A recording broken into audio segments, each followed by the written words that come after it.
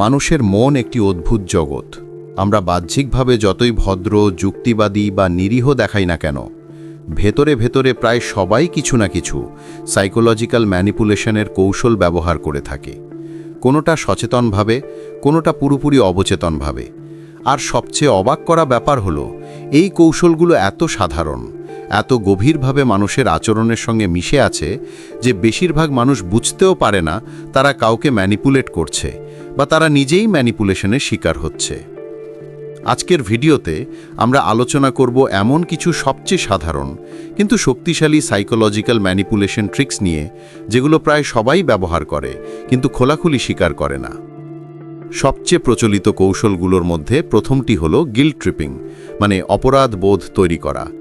যখন কেউ আপনাকে এমনভাবে কথার জালে ফেলে যে আপনি নিজেকে দোষী মনে করতে বাধ্য হন, তখন বুঝতে হবে এটি ম্যানিপুলেশন। যেমন, তুমি চাইলে আমাকে 5 মিনিট সময় দিতে, কিন্তু মনে হয় তুমি আসলে কখনোই গুরুত্ব দাও না। এই একটুকু বাক্যের মধ্যেই আছে দোষারোপ, ইমোশনাল প্রেশার এবং আপনাকে নিজের আচরণ নিয়ে লজ্জিত করার চেষ্টা। মজার বিষয় হলো, বেশিরভাগ মানুষ জানেই না যে তারা গিল্ট ট্রিপ করছে। তারা ভাবে এইভাবে তারা কেবল তাদের অনুভূতি প্রকাশ করছে। দ্বিতীয় শক্তিশালী কৌশল হল গ্যাস লাইটিং। এটি একটি অত্যন্ত বিপজ্জনক মানসিক খেলা, যেখানে একজন ব্যক্তি আপনাকে আপনার নিজের অনুভূতি, স্মৃতি বা বিচার ক্ষমতা নিয়ে সন্দেহ তৈরি করতে বাধ্য করে।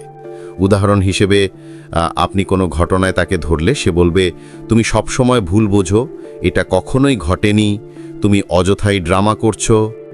বহু সময় এটি এমন পর্যায়ে পৌঁছে যায় যে ভিকটিম নিজের বাস্তবতা পর্যন্ত ভুল ভাবতে শুরু করে। গ্যাসলাইটিং প্রায়ই সম্পর্ক, বন্ধুত্ব এবং কাজের জায়গায় ঘটে। তৃতীয় কৌশল হল সিলেক্টিভ কাইন্ডনেস, কিংবা সুবিধামতো ভালো মানুষই। যখন কোনো ব্যক্তি প্রয়োজনের সময় আপনাকে অত্যন্ত ভালো ব্যবহার করে, সাহায্য করে, আপনাকে স্পেশাল অনুভব করায়, কিন্তু সবই নির্দিষ্ট স্বার্থে, তখন এটা ম্যানিপুলেশন। এই ধরনের মানুষ প্রয়োজন ফুরোলে আচরণে নাটকীয় পরিবর্তন আনে। তারা রিওয়ার্ড পদ্ধতিতে আপনাকে কন্ডিশন করতে চেষ্টা করে যাতে আপনি তাদের ইচ্ছা মতো চলেন। চতুর্থ কৌশল হল সাইলেন্ট ট্রিটমেন্ট, অর্থাৎ উদ্দেশ্য প্রণোদিত নীরবতা। এটি একটি ভয়াবহ শাস্তির মতো কাজ করে, কারণ মানুষ স্বাভাবিকভাবেই সামাজিক প্রাণী এবং যোগাযোগের অভাব আমাদের প্যানিক, ইনসিকিউরিটি এবং গিল্ট তৈরি করে। অনেকেই রাগ দেখানোর বা মনোযোগ আদায়ের জন্য এই সাইলেন্ট ট্রিটমেন্ট ব্যবহার করে, অথচ স্বীকার করে না যে এটি আসলে এক ধরনের ইমোশনাল ম্যানিপুলেশন। পঞ্চম যে কৌশলটি প্রায় সবাই কখনো না কখনো ব্যবহার করে, তা হলো প্লেয়িং দ্য ভিকটিম, নিজেকে ভিকটিম সাজানো।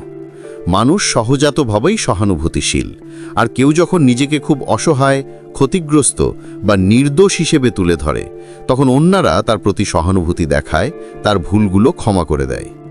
এই কৌশল ব্যবহারে মানুষ অনেক সময় দায়িত্ব এড়ায়, সমালোচনা এড়ায় এবং নিজের কাজের ফলাফলও অন্যের উপর চাপিয়ে দেয়। ষষ্ঠ কৌশল হল ওভার কমপ্লিমেন্টিং, বা অতিরিক্ত প্রশংসা করে আপনাকে সফেন করে ফেলা। যখন কেউ 2 মিনিট অন্তর আপনাকে প্রশংসা করতে থাকে, তখন সেটা সত্যি হওয়ার চেয়ে প্রভাব খাটানোর কৌশল বেশি, কারণ প্রশংসা মানুষের গার্ড দুর্বল করে দেয়। অতিরিক্ত প্রশংসা করা মানুষ আপনাকে ইমোশনালি ডিজার্ম করে ফেলে, যাতে তাদের উদ্দেশ্য সহজে সফল হয়। সবশেষে সপ্তম কৌশল হল ক্রিয়েটিং স্কারসিটি অ্যান্ড আর্জেন্সি। ব্যবসায়, সম্পর্ক, বন্ধুদের ভেতর সব জায়গায় এই কৌশল দেখা যায়। কেউ যদি বারবার বলে, তুমি এখনই সিদ্ধান্ত না নিলে সুযোগটা হাতছাড়া হয়ে যাবে, তাহলে বুঝবেন এটি চাপ প্রয়োগের একটি উপায়। স্ক্যারসিটি মাইন্ডসেট মানুষের মস্তিষ্ককে তাড়াহুড়ো করতে বাধ্য করে, যাতে সে যুক্তির বদলে ভয় এবং চাপের ওপর ভিত্তি করে সিদ্ধান্ত নেয়। মানুষ নিজের স্বার্থ রক্ষা এবং পরিবেশ নিয়ন্ত্রণ করার জন্য প্রাচীনকাল থেকেই এই কৌশলগুলো ব্যবহার করে আসছে। তবে সমস্যা শুরু তখনই যখন ম্যানিপুলেশন হয়ে যায় অভ্যাস এবং ভিকটিমের মানসিক স্বাস্থ্যের ওপর গভীর প্রভাব পড়ে। তাই এই কৌশলগুলো চেনা অত্যন্ত গুরুত্বপূর্ণ, কারণ চেনার মাধ্যমেই শুরু হয় নিজেকে রক্ষা করার প্রথম ধাপ।